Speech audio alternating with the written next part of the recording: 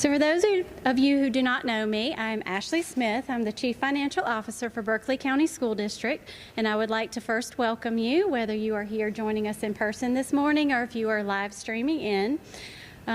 I wanted to say that as CFO of the district under state law, I am restricted from promoting or influencing the outcome of a penny sales tax or a bond referendum, so tonight's presentation will be informational. We will focus on managing growth, capital needs, and how we have funded our capital projects and how we are going to fund our future needs, or options for our future capital needs. As you're probably aware, most of our community meetings provide an opportunity to engage, so after the presentation, there will be a question and answer session.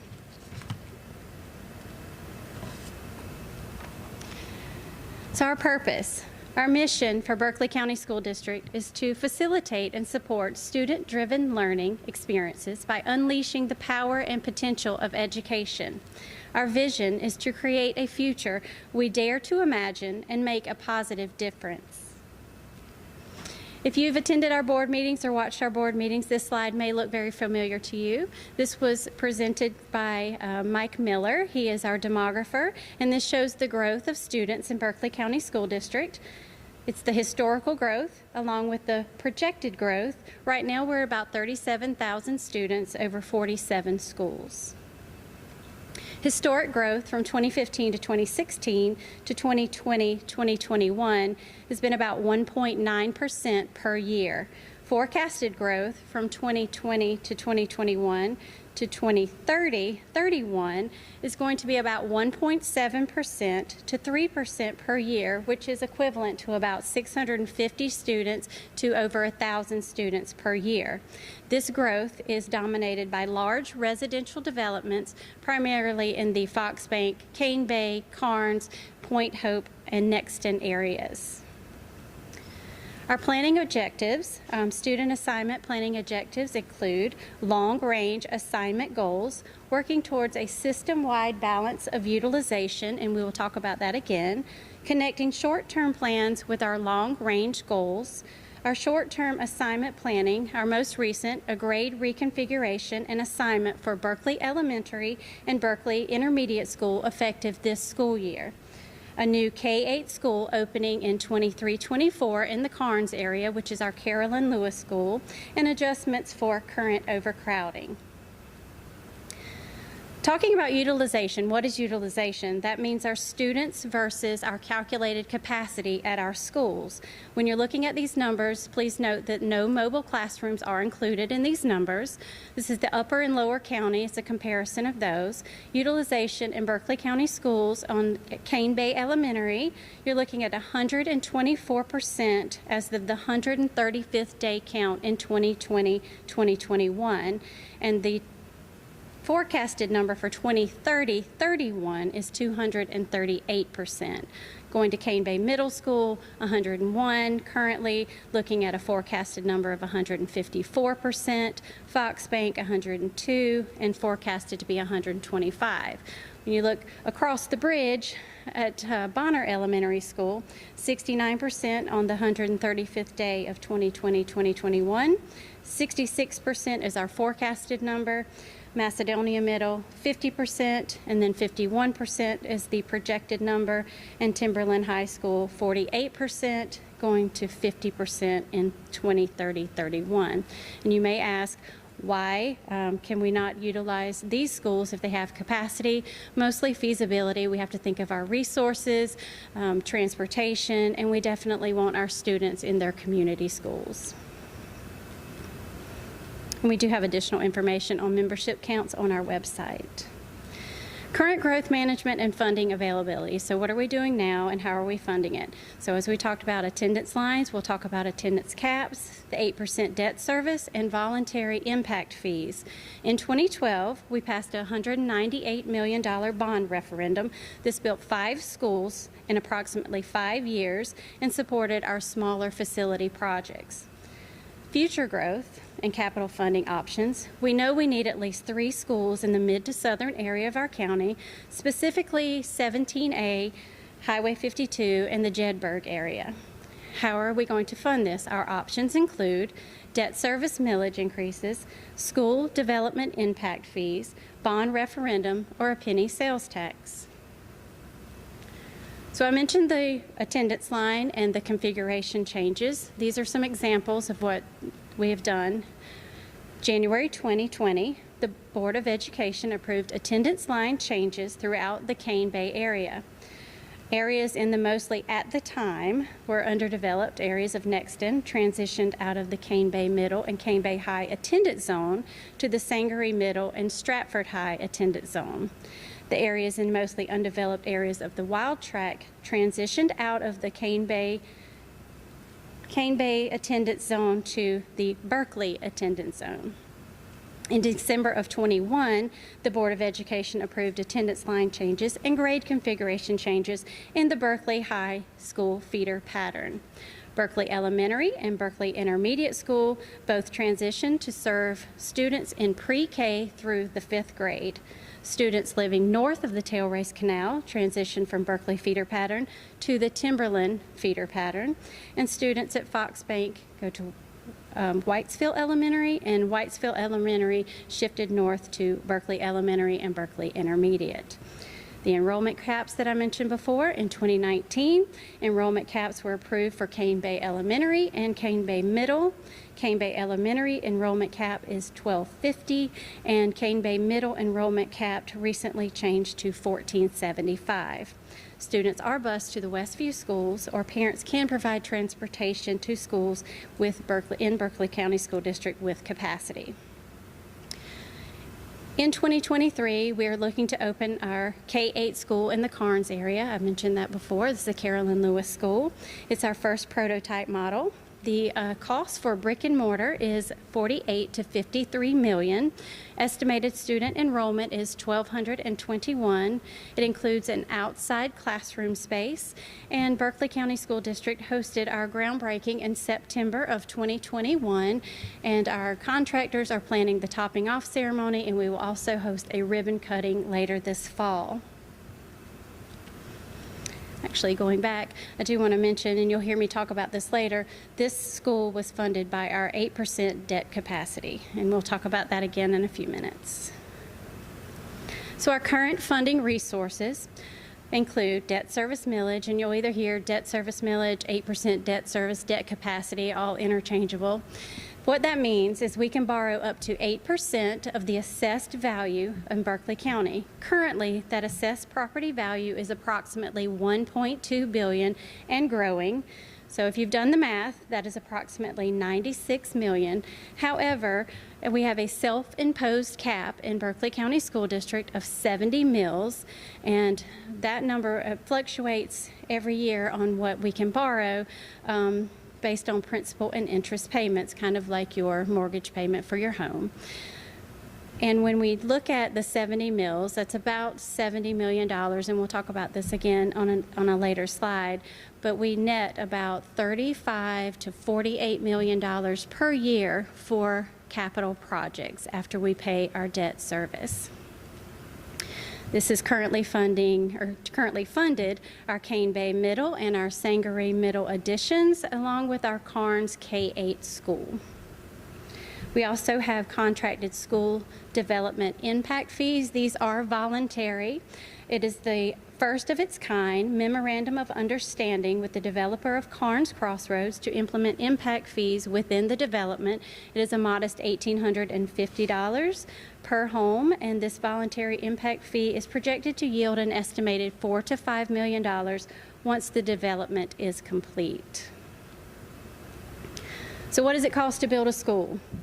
When we're looking at an elementary school, and these numbers do include brick and mortar, land, it includes due diligence, it includes your FF&E, and any technology. So these numbers may look high, may have a little sticker shock, but these are estimated numbers with all cost involved. Approximately $48 to $52 million for an elementary school with an ideal student yield of 900 to 1,000 students. The acreage you would need would be 25 to 30 acres. A K-8 school is approximately 70 to 75 million, with an ideal student yield of 1,200 to 1,400 students, with an acreage of 35 to 50. A middle school is approximately 60 to 65 million, ideal student count 1,200 to 1,300, acreage 35 to 50, and a high school is approximately 160 million with an ideal student yield of 1,600 plus, acreage 75 to 100, and that's going to be a lot larger because of sports and athletic complexes. These prices, they fluctuate based on economy, availability of resources, and labor force. And just for reference, on the right side of your screen, you'll see operating cost. And just to be clear, and most of you probably understand this, but we cannot fund any of our capital needs out of our general fund. Our general fund is for operating cost, and vice versa. We cannot utilize any funds for any capital needs, like a penny sales tax or a bond referendum. You cannot use that for operating costs. So these are two completely different funds. But just for reference, on the right-hand side is what it costs to run each of those schools, including salary, benefits, insurance, utilities. Future growth and funding options. So as I stated before, we know we need 3 schools in the mid to southern area of the county, 17A, Highway 52 corridor, and Jedburgh area. We will have to consider additional attendance line changes and enrollment caps. And capital funding options available to school districts include debt service millage increases, impact fees, bond referendums, and penny sales tax. So again, talking about the debt service millage, our current debt service millage, as I said before, is 70 mills, which equates to approximately $70 million. 8% debt service means we can borrow up to the 8% of the assessed property value in Berkeley County. And I said before, it's $1.2 billion. That leaves us with approximately $96 million, and we are capped at 70 mills. And it had currently funded our Cane Bay Middle and Sangaree Middle Addition and Carnes Area School. Impact fees are one-time payments that can be used for capital expenditures to fund future land purchases and construction for school, and contribute towards principal payments for debt used to purchase land and additional school construction. Impact fees can be imposed according to state or contract, and ours are voluntary in Berkeley County. Berkeley County has a contractual agreement with the developer of Carnes Crossroads, and current projections estimate $4 to $5 million once they're complete. And we have signed an agreement also with Nexton. School bond referendum. We passed one in 2012, built our 5 schools in approximately 5 years. School bond referendums must be approved by the voters or taxpayers. Referendums include costs for new school construction, outfitting projects, renovations, and other projects planned to be completed during a set period of time. Bond referendum funds can only be used to fund projects reflected on the ballot as approved by the voters. Bonds are repaid according to the principal and interest payment schedule. For example, the bonds we have on our 2012, we will repay by 2037. Penny sales tax, that is often utilized by state and local government, cannot be extended beyond an initial 7 to 10 year period without voter approval. A penny sales tax must be approved by voters. If approved, it means an additional 1% or a penny in sales tax would be collected and utilized to address facility needs. If approved, the additional penny would be paid on every dollar of the purchase price of an item. Revenue generated from a penny sales tax and related expenditures would be accounted for in a fund separate from any other district money, and would also be audited separately. Based on data provided by Berkeley County government, a penny sales tax would generate approximately $45 million per year, and projections indicate that 30 to 40% of the funding would be generated by non-Berkeley County residents. On Tuesday, August the 9th, at the regular meeting of the Berkeley County Board of Education, the board unanimously approved a resolution placing a 1% penny sales tax on the ballot on November the 8th, 2022, at an 8-0 vote. If approved, the penny would need to be renewed after 7 years. If voters approve, the revenue generated will fund the following educational capital improvement projects: construction and equipping of a K-8 school in the Nexton area, in the Highway 52 corridor, construction and equipping of a K-5 school in the Jedburgh area, upgrading athletic facilities at all of our high schools: Berkeley, Cane Bay, Cross, Goose Creek, Hanahan, Philip Simmons, Stratford, and Timberland, and renovation and expansion and equipping of, which includes demolishing a 1968 annex building and constructing a new 20-classroom, 2-story wing at Berkeley High School, construction of a new 20-classroom, 2-story wing at Cane Bay High School, demolishing a 1969 annex building and constructing a new 20-classroom, 2-story wing at Goose Creek High School, and demolishing a 1961 main entry wing, and build a 15-classroom, 3-laboratory, 2-story wing at Hanahan Middle School. We started our conversations early back in 2020 talking about the penny sales tax, and there is a requirement to meet the $1 million accommodations threshold, and because of COVID we were unable to make the $1 million accommodations tax, but we did make it this year, so that is the board unanimously voted to put that on the ballot. And now I will entertain any questions if anyone has any questions.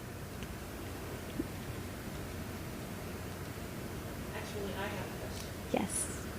So congratulations that you're planning on building all these buildings. But the challenge... Oh, yes. So in order for the people on live stream to hear your question. Okay. Hello, my name is Sonia Brown. I'm a parent at the Cane Bay High School. So it's wonderful that you're thinking about building all these buildings, and it sounds like it has to be approved, right? Right. The big challenge is teachers. So you're planning on building these buildings, but where are the teachers going to come from? Right now you have approximately 44 teachers that you're looking to hire, and training teachers. How on earth are you going to attract teachers who are willing to work under the current situation when there's already a waiting list of 40, you need 44, and you're growing and you're building buildings? Where is the support going to come from? Thank you for the question. My name is Dave Barrow. For those of you who don't know me and are live streaming, good question. The issue is recruiting and training and retaining quality teachers. The board, the last couple of years, has approved in 2020, I believe, a 2% retroactive pay increase along with a $1,000 bonus or incentive for all employees, not just teachers, but all of the employees. This past budget cycle, the board approved a 4% increase in all employees, including teachers, and a $1,000 incentive for classroom teachers, because some of the different funding only would allow those classroom teachers and not all employees.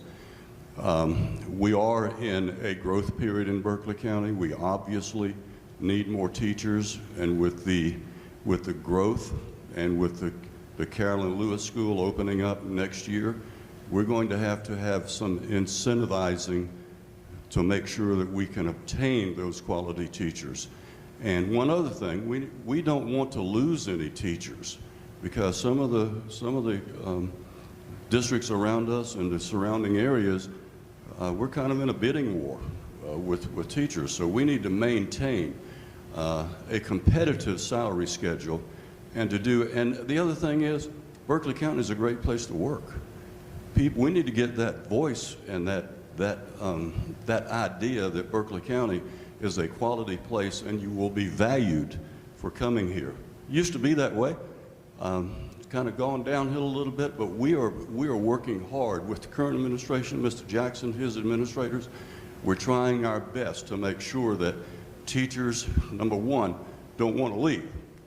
Number two, we can attract and retain quality teachers by making sure that our salaries are competitive. I'd like to see us equal to or greater than any in this Tri-County area. That costs money.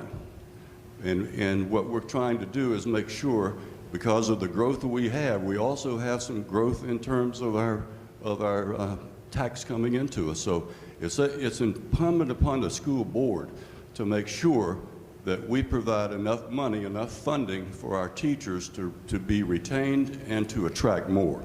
Does that answer your question? It does. It does.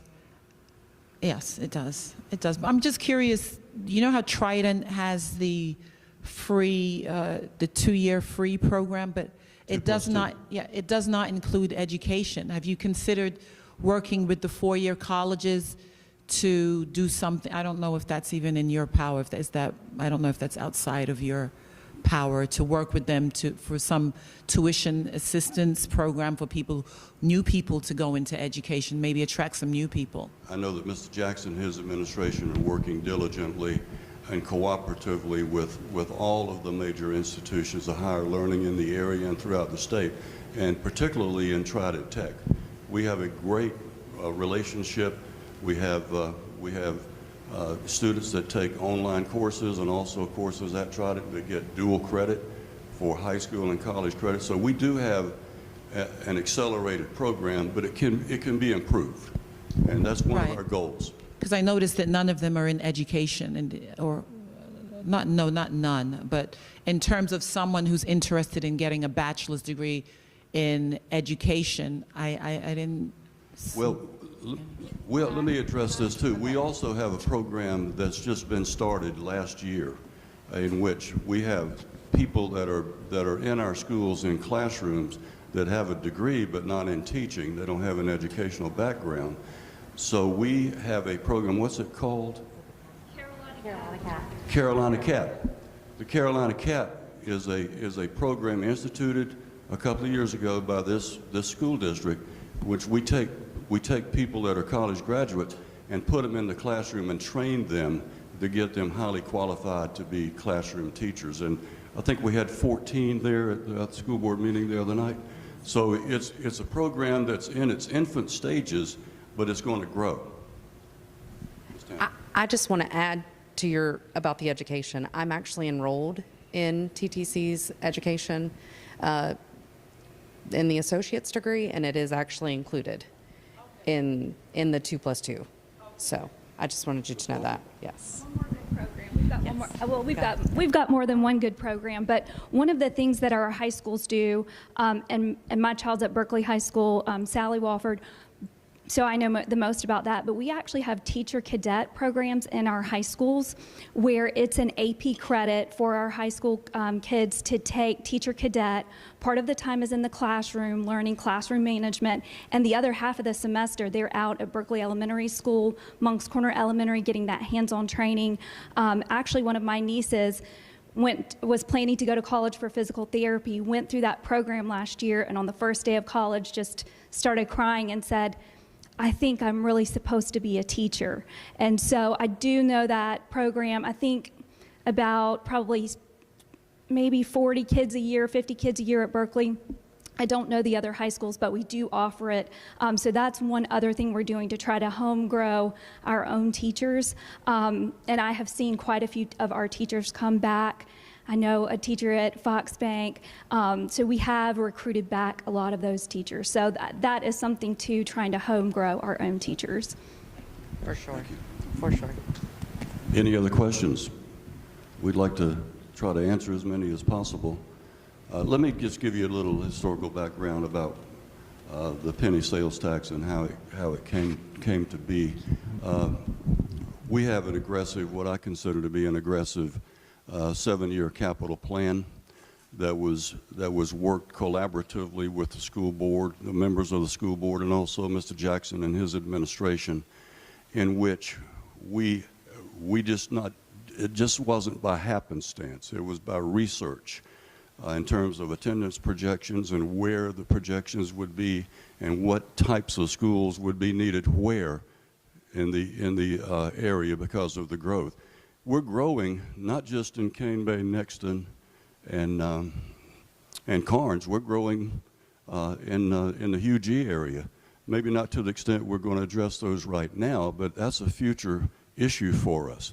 So the 7-year plan, I think we've talked about those, includes 3 new schools, 2 K-8s, a K-5, and then major renovations to 4 of our schools, as well as renovations and additions to the athletic facilities. So it's important for the capital projects plan to be funded, obviously, and I'm going to piggyback on what Ms. Smith said. Our operating budget is about $370 million a year. 80-something% of that operational budget is for salary and benefits of our employees. There's not a dime put in there for capital projects. So the school board is incumbent upon us to make sure that we offer the opportunity for taxpayers, or if not, let me just say that the school board is an autonomous board. The county council does not fund the school board. They don't make our budgets. We do our own budgets, and what we have to do is make sure that we project for the growth, not the capital projects, but the capital projects is important. So how do you fund capital projects? Well, the opportunity to fund was basically described by Ms. Smith.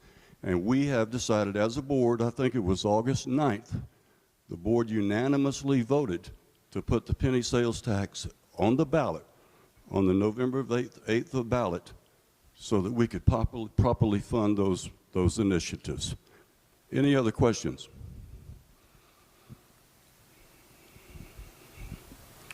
Okay.